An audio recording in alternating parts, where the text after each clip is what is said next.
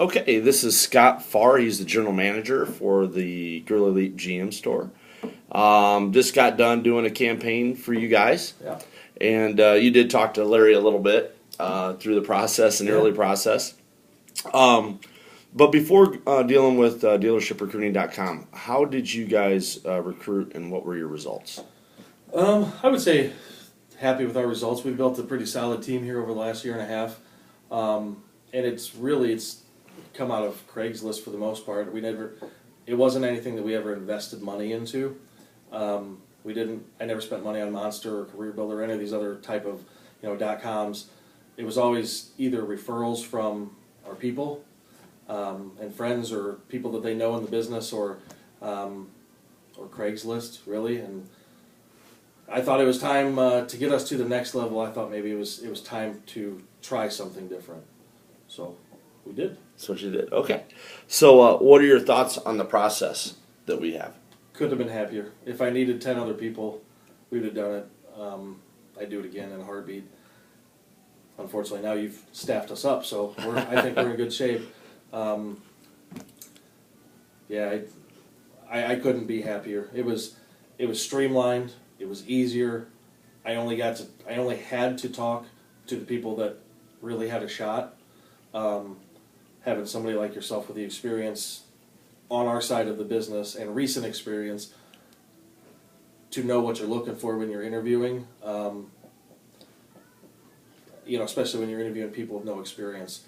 That's the personality traits and the characteristics and this and that. Those are all super important things in our business, and the successful people all really have those same type of traits. And you were able to find a bunch of people that are pretty solid. So. Well, thank you. We take a lot of pride in that, and obviously, like you said, I've had a little bit of experience in the auto industry and try and put myself in your shoes, and seems to help sometimes. So we were at first we were contemplating between, hey, should we do the training? Should we not do the training? It's kind of hey, it's extra money. Right. Can we justify it, or can we just go ahead and can we do the training ourselves? So looking back on that, how do you feel the training went, and do you think that it was worth the money, and would you do it again with the training? No doubt. No doubt. It's the only way to do it, I think. And that's not a sales pitch to help you sell the program or anything. It's the intangibles and just the absolute basic boot camp stuff are things that in a store, a new guy or gal, they're not going to get that. They're a green pea in our business, what we call them. A green pea's not going to come in and get those basic steps to the sale, the basic how to do this. They're going to get real deal experience, maybe how to overcome an objection, some product knowledge. They're going to gain all that. That's the experience. You can't replace the basics. And every time somebody's in a slump and you get your top dog that's a 15, 20 car guy, and suddenly he's having a 7-car month and he hasn't sold a car in 10 days and he's totally fractured and crapped out and you got to put them back together. The first thing as a manager that we tell people is, look, man, go back to the basics. Go back to do a full walk around, pop the hood, pop the trunk, open the doors, you drive the car off the lot, pull over, switch seats. You do these basic things. You bring the customers in, offer them a bottle of water, give them a tour of the store, write out a needs assessment, ask them some questions. Those things you can't replace. And that's what you did, and I think you guys did a whole week full of ingraining the basic stuff into salespeople. Now it's our job, once they're here, to make sure that they stay on that. But as we know in the car business, not every deal goes down through the exact 12-step process. There is the customer that, before we get started, before I even tell you what I'm looking for, what's my trade worth? There's the customer comes in and says, the last store said I can't buy anything. I need you to run my credit. Tell me if you can even pre-approve me. Get me qualified, yada, yada, whatever. So not every deal is going to go down, but man, if they have those core, just basic fundamentals, it's just blocking and tackling. It's blocking and tackling. It's pitching and catching. It's those things that, unfortunately, as managers, we're too busy. As sad as it is to say, we're just too busy to spend 4 or 5 days with new recruits, green peas, to be able to sit down and go through that and drill it in and explain why. we can teach them how to overcome an objection. And hey, my wife's not with me. No problem. Take the car with you. We can get over all that on the fly. We can't fly by the seat of our pants on the basic stuff. And I think, to be honest, if we're going to do this again eventually when it's time, we won't even hesitate that we'll just have to do it the full deal, the full tail boogie. That's the way to go. So, we went and it was kind of hard, I think, for you and Chappie to kind of wrap your arms around what we were really talking about, the process. And then, as general managers of a store, we're expense driven, right? So Yeah. You're like, my gosh, man, look at the price, and it's a lot of money, and so you had a little bit of hesitation on the end of it. You're like, you couldn't really wrap your arms around the price. So after it's all said and done, how do you feel that at the end of the day, the value you got for the money that you spent? If one person that we got to come between our few stores, if one person does the basic training steps that you've taught them, gets their product knowledge, learns the things on the fly, the in-store experience, engaged customer experience stuff, if they sell one car, this program will pay for itself. Because if they do all the basic stuff that you taught them, and they come in and they learn their product and they learn their store, they're going to work a deal the proper way the very, very beginning, because that's the only way they know how. They don't have bad habits right now. If the deal is desked properly, this pays for itself on the first, maybe 2 deals if you have to get too aggressive on the first one. I mean, it's a no-brainer. You can't. The most important, the most valuable asset tool that we have in this business isn't a nice showroom, isn't the cars, isn't the lease program. It's the people. There's no doubt. It's the people. Our salespeople are the front line. First impression. They're our first impression. They're our last impression most of the time, and they've got to be ready to go. And if they're ready, and I believe 100% of the people that we got, just talking with the other guys, I think 100% of the people are ready to go, and this isn't going to take but a week or two to. I mean, the return on investment here is going to be, crazy. It's going to be great. If one of these people turns out to be a double-digit guy or gal, now we're talking about, what was that investment again? Really? It's an absolute no-brainer. So you talk about the investment you have in these people. What were your thoughts on the quality of candidates that we actually recruited? I can't remember the exact number that you passed on to the interview process, to where Chappie and Jeff and I got to spend some time, and it was a brief interview. It wasn't the typical type of interview that we would have, because they'd already done all the blocking and tackling was done. It was just a couple direct questions. We got their first impression. We knew exactly what the person was about, just from from you and what you downloaded us on. I think the candidates, unfortunately, if I ran an ad on Craigslist and all of these, whatever it was, 15 or 20 people that made it to the interview process, I would look at their resume and not the person, right? And I'd look at the resume and say, man, Old Country Buffet, I'm out.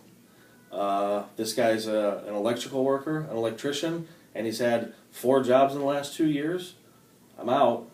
I would have never met them and realized, holy crap, this kid that's never sold a thing, that works 3 part-time jobs as an electrician right now, this kid, we're going to change his life. He's going to make a boatload of money for himself and for us. And again, that's just irreplaceable, because I would have passed them over. So I think the quality, your set of eyes and ears on the candidate to get them in the position to, you guys need to talk to this guy. That's the missing link in any recruiting, is the shot at the interview. Right. Because reality is myself, I'm not God. I'm not a mind reader. I don't know if this guy's going to come in and be a stud. But man, when I've got 3 or 4 other sets of eyes on it that are my peers saying, this guy is a good fit at your store, this guy is going to do really well, this lady is going to kill it. You got to listen to your peers, you know. I mean, we're blind sometimes because maybe our focus is, hey, this is the type of person I'm looking for, or this is the type of person that works best in our store. But our peers that are in our store every day and all the time and know our business and know our product also, sometimes they're the better eyes. So I'm super happy with how it worked out. I think the quality of all the candidates, obviously I don't think there was anybody that we didn't pass through that you had sent on to us. I don't know where it could have gotten better. You know, these are all people that probably wouldn't have gotten a shot just based on a resume or an application, unfortunately. I agree. And now there's a large group of people that I think there's some game changers in that group. I wish I could have recruited. I wish a couple more. I wish I could have had the top 3 or 4 picks instead of just the 4th pick. But there's some game changers, no doubt. And they wouldn't have never made it even to an interview, probably just sending the resume in online or something. So I think the most fun I sometimes have with the process, especially with you guys, is that the actual drafting of the candidates. You know, you get all you GMs together and you end up kind of fighting over people. You know, and that's a good feeling as a person that like yourself that hey, we're trying to better ourselves. We're trying to go to the next level. And so now it's a good feeling to be able to get a group of people together and feel there's a lot of value within those people. You know. Yeah. So, any additional thoughts? Final thoughts?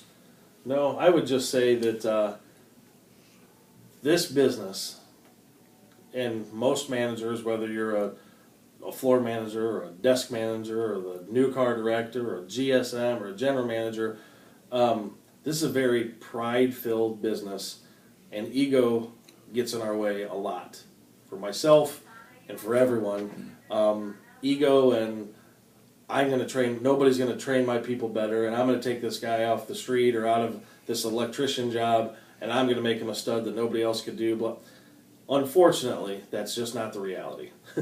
And we get inundated with so many things to do that if I could take my entire staff of 12 guys and gals right now and shut the store down for 4 days just to have a basic training boot camp, and maybe have another person that's not with our organization come in like yourself and run that boot camp, when we open that store back up on day 5, we wouldn't miss a beat.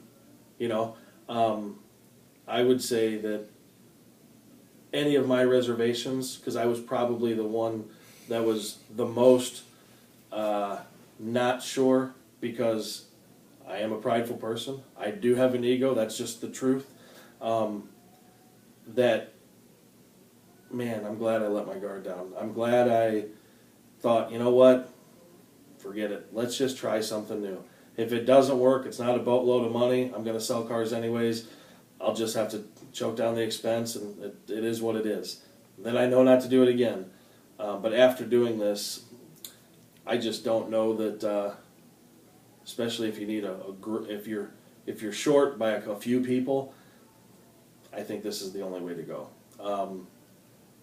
This is, and I think you have to have the training. That they won't get it in the store. Any of us can sit and think, oh, they'll get it. They're not going to get it. They're not going to get it because they're going to come in and, oh, hold on a second, I'm going to get you set up, but hold on, I got to work this deal, or hold on, I got to run to this meeting, or hold on, I got to do this, or oh, I'm off today. Sorry, you're on your own. Figure it out. That's not good enough. You're not giving that person the fair shot. These people that are coming in, I think they're going to get the fair shot, and we're still going to get them here. I don't have to have that 3, 4, 5 day basic training. I can put them with somebody and now let them get this product knowledge and the shadowing of an experienced pro, and they'll see that that pro that's selling 20, 25 cars a month is doing these blocking and tackling things every single time, and going to the desk and getting a manager involved and having the manager TO customer pro. When they learn all these good habits, I'd do it again. So you guys have actually done a recruiting before, correct? Yes. And how is this recruiting different than the last one? since I've been at this store, since January of 12, we've not done a recruiting class for this store. Right when I got to the store, they had just done one. And 4 of the people that were on my staff of 9 were out of that recruiting. There was no training. There was training, but I'm not real sure what it was training on. And I spent a little bit of time in your class. I've talked to the people that I'm bringing on here that went through your class. You got more into what the essentials are. And unfortunately, the 4 people that was here, not by my choice, they weeded themselves out within 30 days because they were clearly not trained on the basic. They just never got a shot. They were probably good people, and they're probably, hopefully, they're having success in wherever they're at now and whatever they're doing if they're not in this industry, but they just didn't even have a shot. They were, here's a couple days, and now you're on the floor, and don't worry, we'll pay you a salary for the first 60 days in case you fail. And that's not setting somebody up for success at all. So I was immediately detoured, but I've also worked in some big markets, Indianapolis and Phoenix, Arizona, specifically, to where I've done recruiting things before, and it's always had a feeling of I don't really know how to put it into words, but the door-to-door salesman, the Kirby vacuum cleaner cult type of training and recruiting is kind of the way it is. And hey, the recruiting company, they have their way that they're going to train. They're going to train to this process. If that's not the process tailored to what my store or what our company, what our group is doing, then how good is that training process anyways?